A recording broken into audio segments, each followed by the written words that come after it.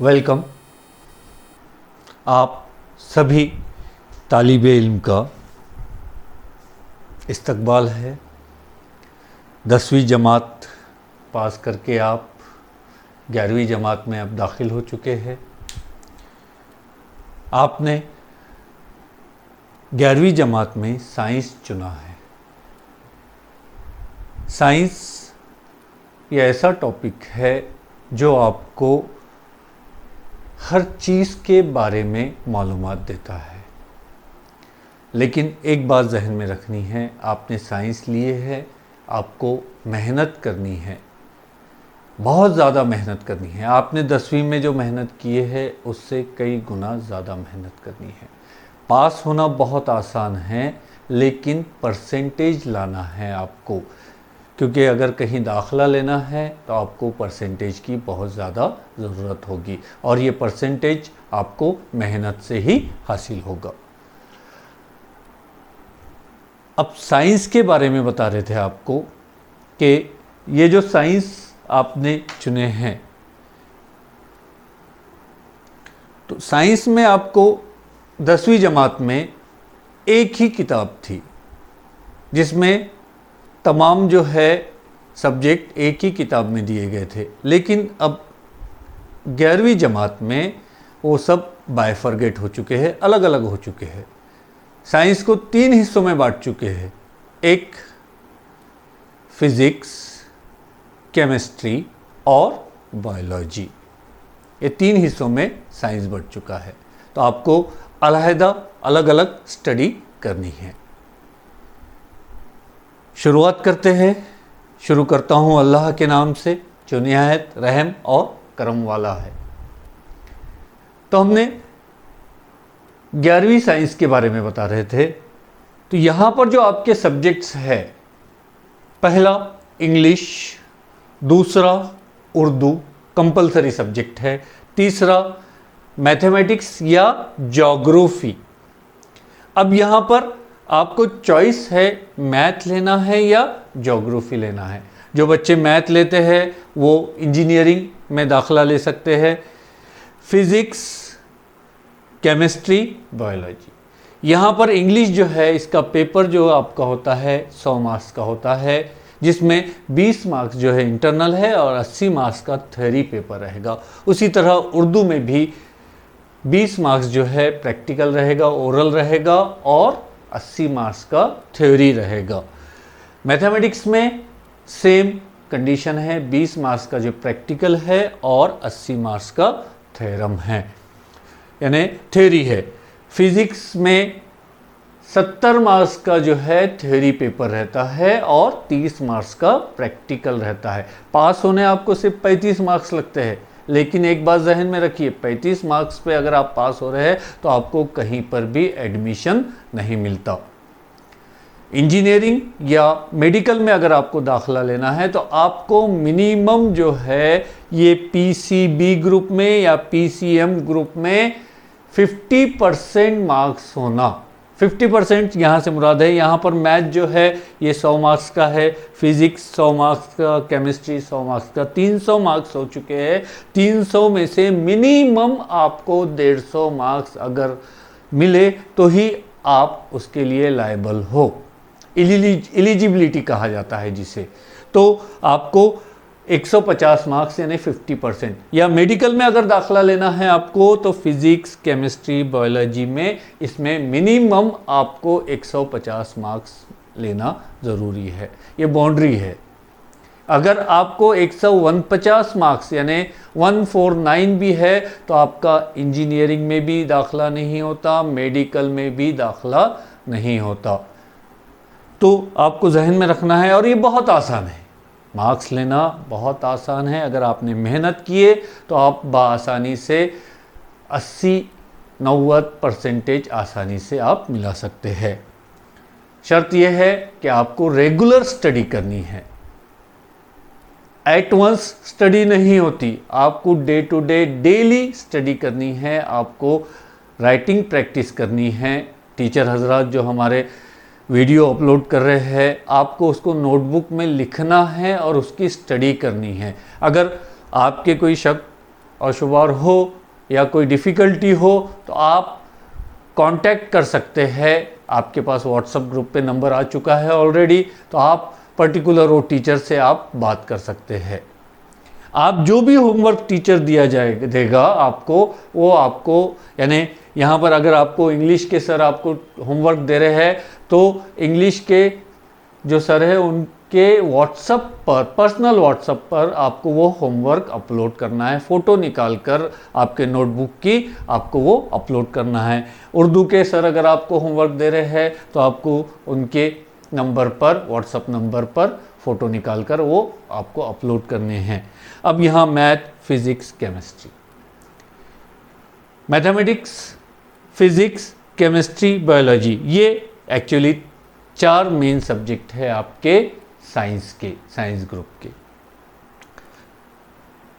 यहाँ पर मेरा जो सब्जेक्ट है ये केमिस्ट्री है। मैं आपको केमिस्ट्री के बारे में बताऊंगा। आपने 10वीं जमात में साइंस पढ़े हैं। साइंस में केमिस्ट्री अल्फाज आया है, फिज़िक्स अल्फाज आया है, बायोलॉजी ये भी आया है। केमिस्ट्री इल्म कीमिया जिसे कहा जाता है, फिज़िक्स इल्म तबैयात और बायोलॉजी इल्म हयातियात। अब यहाँ पर इल्म कीमिया ये जो सब्जेक्ट है ये हमारे रोज़मर्रा की ज़िंदगी में बहुत ज़्यादा अहमियत रखता है। ये सब्जेक्ट, ये सभी सब्जेक्ट का बॉस अगर आप बोल रहे हैं, या इन सब सब्जेक्ट का जो मेन है ये केमिस्ट्री है। हम रोज़मर्रा की ज़िंदगी में देखते हैं कि जब सुबह उठते हैं तो हम काय का इस्तेमाल करते हैं, ब्रश का। ब्रश करते हैं, तो आप जो ब्रश इस्तेमाल कर रहे हैं, दांत घसने के लिए जो आप ब्रश इस्तेमाल करते हैं, उसके जो ब्रिसल्स है वो पॉलीमर से बने हैं। उसका जो हैंडल है वो भी पॉलीमर से, प्लास्टिक से बना है। ये केमिस्ट्री की देन है। आप उस पर जो पेस्ट लगाते हैं वो भी इल्म कीमिया की देन है। आप बीमार हो रहे हैं या कुछ सर्दी हो रही है, खांसी हो रही है, बुखार आ रहा है, डॉक्टर के पास जाते हैं, डॉक्टर आपको प्रिस्क्रिप्शन लिख कर देता है, मेडिकल पे जाते हैं और आप वहाँ से मेडिसिन लेते हैं। मेडिसिन क्या है? इल्म कीमिया की देन है। केमिकल फार्मूलेज आप देखेंगे, अगर आप वो स्ट्रिप देखेंगे तो उस पर केमिकल फार्मूलेज लिखे हुए रहते हैं। यानी केमिस्ट्री हमारी रोज़मर्रा की ज़िंदगी में बहुत ज़्यादा अहमियत रखता है, इसलिए इन सभी सब्जेक्ट का बॉस जो है वो केमिस्ट्री है। आपको जहन में रखना है। यहाँ तक हम जो कपड़े पहन रहे हैं ये भी इल्म कीमिया की देन है। कॉटन इल्म कीमिया, इस पे कीमियाई प्रोसेस की जाती है और कीमियाई प्रोसेस करने के बाद आपको पहनने के लायक बनाया जाता है। यहाँ तक ये जो है पेन जो इस्तेमाल किया, पॉलीमर है, इसमें इंक जो इस्तेमाल हो रही है, ये भी इल्म कीमिया की देन है। तो हमारी रोज़मर्रा की ज़िंदगी में इल्म कीमिया का बहुत ज़्यादा इम्पोर्टेंट है, जहन में रखना है। अब ये इल्म कीमिया, केमिस्ट्री किसे कहा जाता है? तारीफ आपको पता होगी, बाद में बताऊंगा मैं आपको, लेकिन पहले इसकी हिस्ट्री पता करते हैं कि इल्म कीमिया की इजाद किस तरह से हुई। वैसे आपने 10वीं जमात में पढ़ चुके हैं कि ये जो कायनात है ये 5 बुनियादी अंसर पर मुश्तमिल है। अब 5 बुनियादी अंसर बोले तो हवा, पानी, आग और चौथा क्या है? हवा, पानी, आग, मिट्टी और रूह बोलते हैं। ये आत्मा जो है, ये 5 बुनियादी अंसर ऐसा माना जाता था। लेकिन साइंस की तरक्की होते गई और नए नए अनासिर पैदा यानी मालूमात होते गए। यहाँ पर ये पीरियोडिक टेबल में देख रहे हैं आप कि 118 अनासिर मौजूद है। अब उनकी जमातबंदी किस तरह से की गई ये आपको पता है। आपने 10वीं जमात में मेंडलीफ का नज़रिया पढ़े हैं, डोबेराइनर का पढ़े हैं, उसके बाद न्यूलैंड्स का पढ़े हैं। तो ये आपको 10वीं जमात में आपने पढ़ चुके हैं कि इनकी जमातबंदी किस तरह से की गई थी, कार्बन की गिरफ्त क्या होगी, अल्केन, अल्कीन, अल्काइन, ये सब यहाँ पर अपने को पढ़ना है। आपने 10वीं जमात में ये पढ़ चुके हैं, यहाँ आपको इसकी रिवीजन होगी। तो इल्म कीमिया किसे कहा जाता है? कदीम ज़माने में एक ऐसा तस्वुर था कि एक पारस नाम का पत्थर है जो किसी भी धात को अगर आप लगा दे तो वो धात जो है सोने में यानी गोल्ड में तब्दील हो जाता है। अब किसे ज़रूरत नहीं है सोने की, तो लोग क्या करते थे कि कोई भी चीज़ अगर नहीं मिल रही है तो वो उसको मिलाकर देखते थे, लगाकर टच करके देखते थे कि भाई ये पारस तो नहीं है। लेकिन क्या हुआ कि वो ऐसा जब करते हैं तो उनको कुछ नया नज़र आया। जैसे आपने देखे कि 8वीं या 9वीं जमात में कांच की इजाद किस तरह से हुई, शीशा यानी कांच। कुछ लोग जो है रेगिस्तान में गए, वहाँ पर उन्होंने अपना पूरा काफिला वहाँ पर रोका, वहाँ खाना वगैरह बनाया और वापस जाते वक्त सब वो जमा करने लगे तो उन्हें एक नई ट्रांसपेरेंट जो है आर पार नज़र आने वाली नई चीज़ नज़र आई। जब पहले आए थे तो वहाँ कुछ भी नहीं था, रेतीला मैदान था। लेकिन जब वो सब जमा करके वापस जाने लगे तो उन्हें एक नई चीज़ नज़र आई। अब जुस्तजू रहती है कि भाई ये नई चीज़ क्या है। उन्होंने देखे कि भाई ये आर पार दिख रहा है, इसमें क्या है। फिर उन्होंने वो प्रोसेस को डबल करके देखे, वहाँ आग लगा, ये करे तो वहाँ की जो मिट्टी थी उसमें चूना भी था, सिलिकॉन भी था। उसके वजह से वो कांच एक्सीडेंटल जो है पता चला। तो इस तरह से कांच की इजाद हुई। यानी तजुर्बा पता नहीं था कि इस तरह से तैयार होता है। वहाँ पर वो गए, वहाँ पर उन्होंने खाना पकाया। जब सामान जमा करके वापस जा रहे थे तो उनको ट्रांसपेरेंट चीज़ मिली। फिर उन्होंने वो तजुर्बा दोबारा करके देखा और कांच का इजाद हुआ। आज आप देख रहे हैं कि हमारी ज़िंदगी में कांच का कितना इम्पोर्टेंट है। इसी तरह लोग क्या करते थे कि कोई भी चीज़ अगर नहीं दिख रही है तो वह मिलाकर देखना। उन्हें सोना तो नहीं मिला लेकिन सोने से अहम मालूमात हासिल हुई। यानी आप कोई चीज़ में मिक्स करके देख रहे हैं, आपको सोना नहीं मिल रहा है लेकिन उसमें कोई अलग ही अमल हो जा रहा है और जिससे आपको नई चीज़ तैयार हो जा रही है। इस तरह से सोने को ढूंढने गए थे, गोल्ड को ढूंढने गए थे, लेकिन हमें सोना तो नहीं मिला लेकिन सोने से अहम मालूमात हासिल हुई। इसलिए कदीम ज़माने में इल्म कीमिया, सोना बनाने का अमल, इल्म कीमिया का मतलब ये है कि सोना बनाने का अमल। तो कदीम ज़माने में इसकी जो तारीफ़ की जाती थी, सोना बनाने के अमल को इल्म कीमिया कहते हैं। तो ये इंट्रोडक्शन है केमिस्ट्री का। आज हमें बहुत सारे आप देखेंगे कि कलर्स है, आपके घर के कलर्स है, सीमेंट है, ये हर चीज़ ये इल्म कीमिया की देन है। तो ये जो सब्जेक्ट है बहुत ज़्यादा इम्पोर्टेंट है।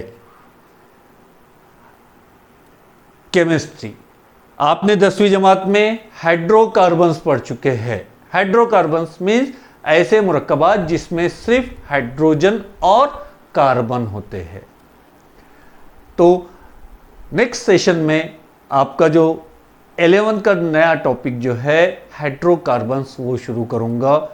बहुत इंटरेस्टिंग है, मज़ेदार है, लेकिन आपको हर लेक्चर को पूरा ऑब्ज़र्व करना है और जो भी आपको यहाँ पर बताया जा रहा है उसके नोट्स आपको बताने हैं। अभी हालात ऐसे है कि कॉलेज क्लास नहीं हो सकती क्योंकि आपको पता है कोविड-19 ये जो बीमारी है, महामारी, WHO ने इसे महामारी घोषित किया है, जिसके चलते हमें एहतियात करना बहुत ज़रूरी है। उसी वजह से स्कूल, कॉलेजेस सभी बंद है।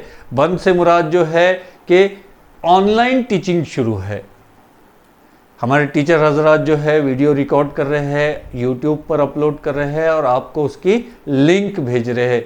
लिंक आपको देखनी है, उसको क्लिक करना है, आपको सेव करने की ज़रूरत नहीं। ऑलवेज जो है जब भी आपके मोबाइल पे वो अवेलेबल रहेगी, आपने क्लिक किए, आप वीडियो एक बार नहीं 10 बार देख सकते हैं, 50 बार देख सकते हैं। और उसका कंटेंट जो है आपको आपके नोटबुक में, कॉपीज़ में लिख कर निकालना है। तो इस तरह से आपको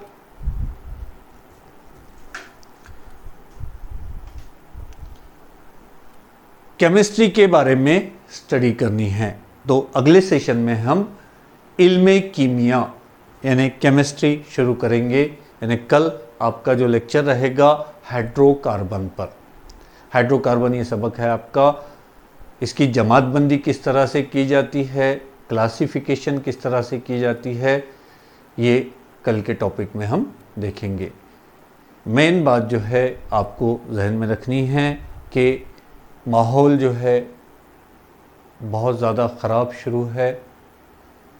आपको ऐसे माहौल में एहतियात करना ज़रूरी है। आप घर के बाहर ना निकलिए। अगर बहुत ज़्यादा ज़रूरी काम है तो ही आप बाहर जा सकते हैं, लेकिन बाहर जाते वक्त एहतियात कीजिए। फिज़िकल डिस्टेंसिंग बनाए रखें। सोशल डिस्टेंसिंग नहीं बोल रहा हूँ मैं, फिज़िकल डिस्टेंसिंग। फिज़िकल डिस्टेंसिंग से मत मुराद जो है आपको एक दूसरे के दरमियान कम से कम 3 मीटर का फासला रखना है। क्योंकि ये जो बीमारी है ये हवा से नहीं फैलती, लेकिन कोई जब शख्स छींक रहा है तो उसके जो ड्रॉपलेट्स है ये हवा में 3 मीटर तक फैल सकते हैं। वो आपके हाथ पर या कपड़ों पर लगेंगे, जब आप उसको छूओगे तो वो आपको इन्फेक्शन होने का अंदेशा बहुत ज़्यादा हो सकता है। इसलिए आप जो है मास्क का इस्तेमाल कीजिए। बाहर जा रहे हैं तो बार बार आकर, घर पर आकर आपको हाथ धोने हैं, बिल्कुल हाथ धोने हैं, सैनिटाइज़र का इस्तेमाल करना है और एहतियात करना है। अगर आपको कुछ ऐसे सिम्टम्स नज़र आ रहे हैं, ये बीमारी जो है इसके सिम्टम्स जो है ये बहुत नॉर्मल है, खांसी, सर्दी और बुखार। हमारा ये होता है कि हम क्या करते हैं कि भाई थोड़ा सा बुखार है, हम नज़रअंदाज करते हैं। अगर आपको बुखार आ रहा है, खांसी है या सर्दी है तो आपका जो फिजिशियन है या आपका फैमिली डॉक्टर जो है आप उसको बताइए और ट्रीटमेंट कीजिए। क्योंकि यहाँ पर लापरवाही नहीं करना है, क्योंकि ये मर्ज जो है बढ़ने को ज़्यादा वक्त नहीं लगता, ये सीधा आपके लंग्स पर अटैक करता है। पहले तो आपको बुखार आता है, बुखार के बाद आपको सांस लेने में तकलीफ़ हो रही है, तो बिल्कुल आपको पहले जाकर डॉक्टर को बताना है और अपने तौर पर अपने आप को आइसोलेटेड कर लेना है।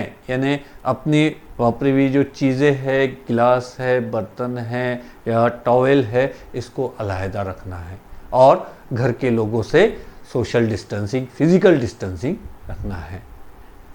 अपना ख्याल रखिए। अल्लाह हाफिज़। शब्बा खैर।